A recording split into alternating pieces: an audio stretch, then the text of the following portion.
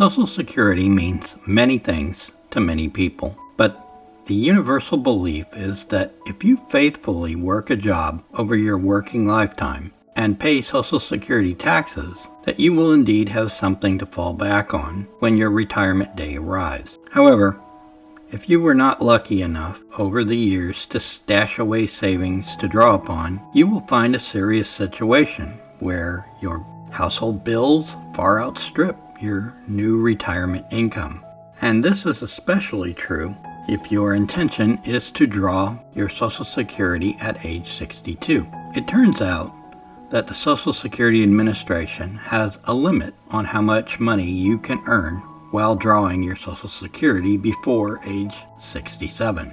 And should you decide to continue to work and earn an income, the Social Security Administration will monitor your income to the penny and adjust how much money they will pay you for the upcoming year. And that calculation determines how much will be withheld as a penalty for going over the maximum threshold, which is the equivalent of a part-time job at McDonald's. So if you make, say, $40,000 and the maximum earnings allowed is $22,000, you will not receive a monthly check until sometime in September, which of course defeats the purpose of taking your benefits at 62, especially if your household medical and debt payments exceed the potential part-time employment added to your Social Security. The quandary seems to be, why would the SSA have a limit of any sort? What is the end game? At age 62, the chances are you are already dealing with health issues of one sort or another. Hence, you already need health insurance. If this need is being met through your employer at a somewhat reasonable rate, due in part to your employer subsidizing the cost, the logical choice is to continue working because it would be far too much money to consider purchasing it from an insurer directly. This alone could cause a potential retiree to delay taking the benefits that were earned over a lifetime of working and paying a lot into the system. Of course, Medicare, the health insurance portion of the Social Security benefits, does not kick in until age 65. So there is a 3-year gap where you must purchase this from a non-employer vendor, an onerous proposition that vast numbers cannot afford. That is an enormous hurdle, especially if you are strapped for money to begin with. Even if you could find a way to make the money work, inflation and health insurance would be a deal breaker for you taking your Social Security at age 62. Working to earn enough money to pay your bills is, of course, the only option.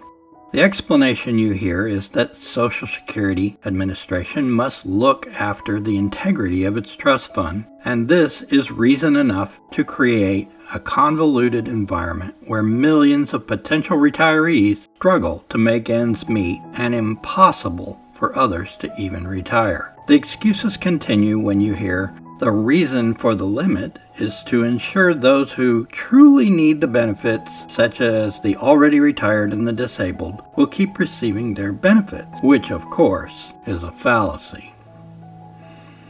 It's long been an open secret that the Social Security system does not take in enough taxes to cover the outlays, essentially insolvent for many years. Of course, this has not helped much when the government changed the trust fund into the general slush fund pool where they could borrow the Social Security funds and in return place IOUs of Treasury bonds. If you don't understand this concept, it basically means all benefits come from the government pool. And although accountants may massage the numbers, the Social Security Administration has no actual need to enforce earnings caps on retirees. The unnecessary income limits are in place to attempt to lump all retirees into one classless societal group who struggles with the same problems at the bottom of the income ladder. While remaining entirely dependent on the government for every dollar that rolls in, the masses are